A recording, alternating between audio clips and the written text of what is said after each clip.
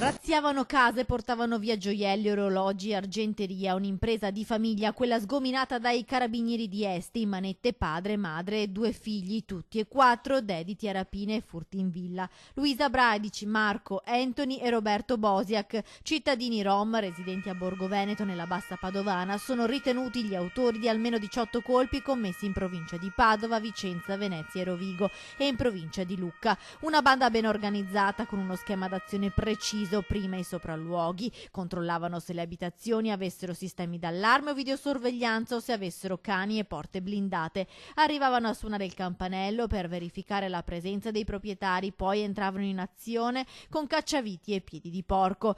Per gli spostamenti in tutta la regione in Toscana avevano a disposizione un parco auto ben fornito, in uso a tutta la famiglia di etnia rom. Durante 2 colpi a Baone e a San Sino di Livenza i 4 hanno rubato anche delle armi, solo in parte ritrovate dai carabinieri. Ad ottobre invece 2 di loro sono stati fermati a Bassano del Grappa, accusati di ricettazione perché trovati in possesso di gioielli rubati.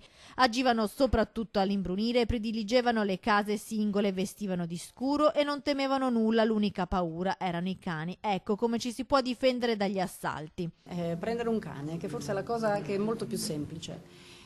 Poi, se è possibile, anche sistemi di videosorveglianza, ma basterebbe essere più attenti a inserire i sistemi di allarme e non mettere in posti scontati denaro, soldi e soprattutto le chiavi della cassaforte. I carabinieri hanno recuperato circa 170.000 euro di refurtiva. Per il momento la famiglia criminale è accusata di 18 colpi commessi in meno di un anno, ma la lista dei furti potrebbe allungarsi.